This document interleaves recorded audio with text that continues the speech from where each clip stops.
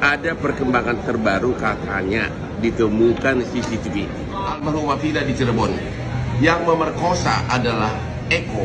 Pada saat Eko memperkosa, almarhumah masih perawan. Ini menurut berkas perkara. Yang kedua memerkosa Suprianto. Yang ketiga Eka Sandi.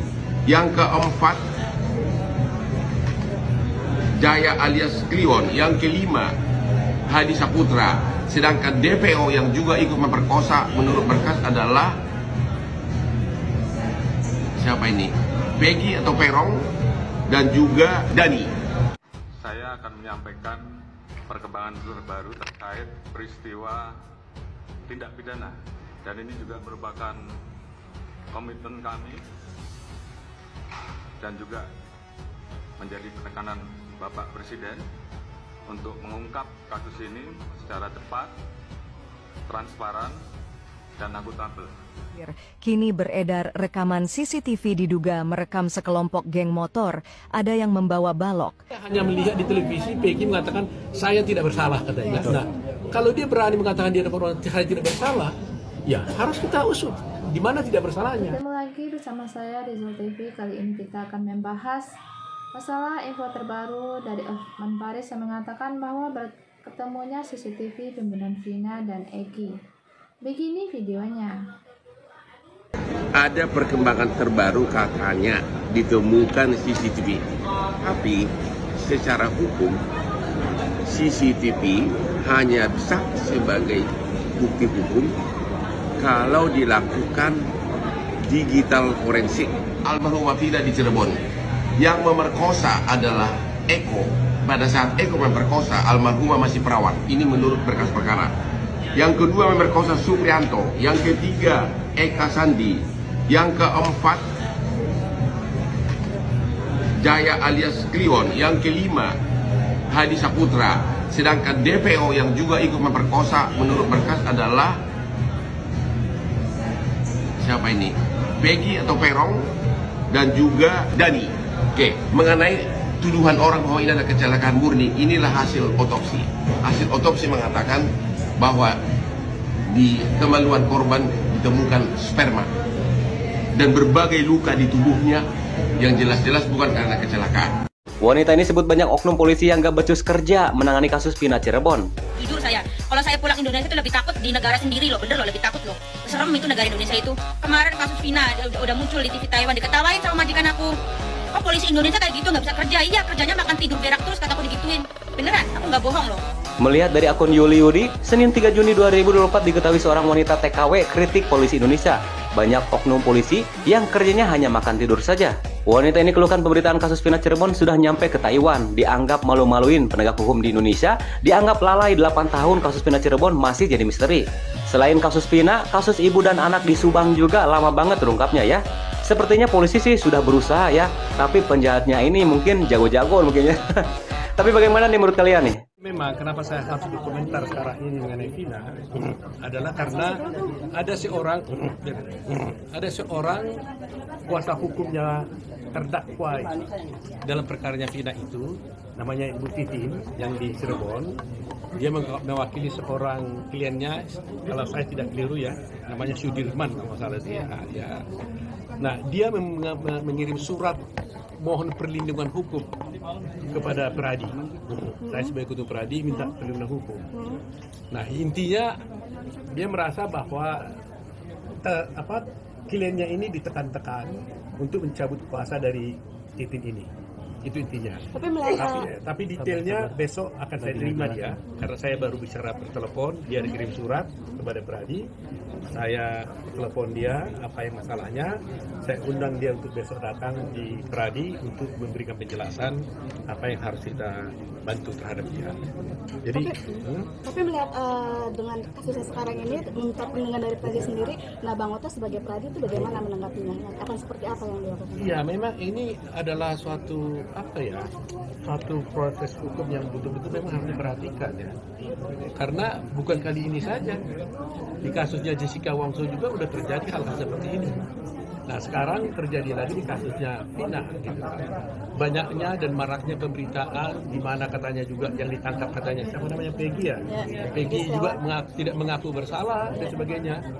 Nah kita terus terang aja sebagai organisasi terbesar di Indonesia memang akan memberikan perlindungan hukum kepada semua anggota kita kalau dia mendapat tekanan apapun gitu. Jadi coba bayangkan dalam kasus sebesar ini, kalaulah betul Titin kuasa hukumnya itu ya kliennya dia diganggu-ganggu, disuruh mencabut-cabut kuasa, kalau itu betul, ini kita prihatin dan kita akan laporkan ini kepada Kapolri kalau sampai itu benar terjadi. Nah, oleh karena itu, sabarlah besok saya undang Anda di Pradi jam 5 sore, kita akan coba setelah saya menerima laporan resmi daripada Titin, kita akan jelaskan apa yang sudah terjadi. Bagaimana bentuk penanganannya, caranya bagaimana. Sebenarnya saya sudah bersahabat, tapi saya lebih afdol setelah saya mendapatkan laporan langsung, kita akan buka semuanya nanti. Tapi Bang Otto melihat bola semakin liar dan banyak kesaksian-kesaksian yang mungkin mana nih versi yang benarnya? Ya sebenarnya di sinilah kita minta sebenarnya pihak polisian, Kapolri sudah waktunya memperbaiki hal ini. Ya, kalau yang dilaporkan selama ini benar bahwa ada kesalahan penanganan perkara, maka sebenarnya tidak hanya Kapolri yang menjadi sasaran kita, yang menjadi perhatian kita. Pengadilan pun ini menjadi pertanyaan, ya kan? Meskipun ada kesalahan di pihak kepolisian, tapi pengadilan kan nggak boleh salah, gitu. Nah, oleh karena itu, karena melihat kasus ini ada Vina, ada Jika Wongso, saya minta Ketua Mahkamah Agung harus turun tangan untuk menjaga, memberikan perlindungan, penguatan kepada hakim-hakimnya nanti. Jangan lagi sampai hakimnya ini membuat salah lagi. Kalau polisi boleh salah, tapi hakim nggak boleh salah. Gitu. Itu poinnya gitu. Jadi, apakah betul polisi salah? Mari kita lihat. Saya tidak berani menuduh terlalu prematur, kan mendahului kan. Saya hanya ingin menyampaikan bahwa memang seorang advokat yang menjadi kuasa hukum dalam perkaranya Vina datang mengadu kepada Pradi, dan saya sebagai ketua hukum Pradi akan memberikan perlindungan hukum kepada dia. Dan kalau betul ada yang menekan-nekan kliennya untuk mencabut kuasa dari dia, kita akan laporkan hal ini. Kalau itu betul, kepastiannya besok. Bang melihat mungkin udah menginstruksikan Kapolri untuk lebih transparan dalam kasus ini. Selama ini tidak transparan untuk ya, kalau sampai Pak Jokowi Presiden ikut memberikan tanggapan terhadap satu kasus seperti ini yang sudah 8 tahun yang lalu, ya saya kira kita harus memberikan perhatian kan. Sebenarnya tanpa Presiden bicara pun sebenarnya Polri sudah harus bertindak. Tapi setelah Pak Jokowi menyatakan sikapnya adalah hal ini supaya diusut, ya mari kita usut. Yang benar kita nyatakan benar, yang salah kita akan salah. Gitu. Bang Otto melihat 2 DPO dicoret, Bang? Apa? Abang mengikuti berita ini gimana? Abang sudah sebagai hati nurani? Ya, saya banyak teman-teman wartawan kan minta pendapat saya dari dulu. Saya belum layani, mohon maaf ya. Saya sebenarnya tidak ingin terlalu jauh ya, karena saya sudah merasakan bagaimana pahitnya yang dialami oleh Jessica Wongso, ya, betapa pahitnya itu, udah terang benderang, ya, bahwa Jessica Wongso itu tidak bersalah, tapi juga tidak ada tindakan dari pemerintah terhadap ini, ya, tidak ada tindakan dari kepolisian. Nah, mudah-mudahan dengan kasus Vina ini, kami kan akan juga mengajukan PK terhadap Jessica Wongso. Dan mudah-mudahan kita bukalah semuanya ini, ya. Kalau memang kita buka. Artinya nggak mau salah tangkap dan apa yang harus wajib diapakan gitu dari pihak ya, yang berwajib. kalau sendiri. memang ada salah tangkap, kan ada mekanisme peninjauan kembali, ya kan?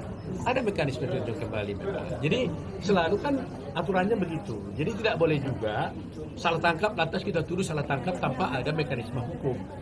Nah, kalau ada salah tangkap, maka pihak-pihak para pengacaranya atau terdakwa itu bisa menggunakan upaya peninjauan kembali agar dia dibebaskan. Biasa sanksinya apa sih untuk Nah, ya tentunya polisi kan bisa melakukan suatu evaluasi dong terhadap penyidik-penyidiknya kan. Nah, tetapi juga harus dibuktikan kebenaran itu. Nah, itu sebabnya saya katakan polisi kalaupun tidak salah, tapi pengadilan tidak boleh salah. Baiklah, dapat disimpulkan tadi yang sudah dikatakan oleh Faris bahwa sudah ditemukannya CCTV saat Vina dan Eki dibunuh. Itu juga terlihat jelas ada yang membawa balok yang dipukulkan kepada Eki dan Vina. Dan kemudian Bapak Listio Sigit juga telah melapor kepada Bapak Jokowi bahwa kasus ini akan dibuka secara transparan dan terbuka. Dan kita doakan saja semoga kasus ini cepat selesai. Baiklah, terima kasih.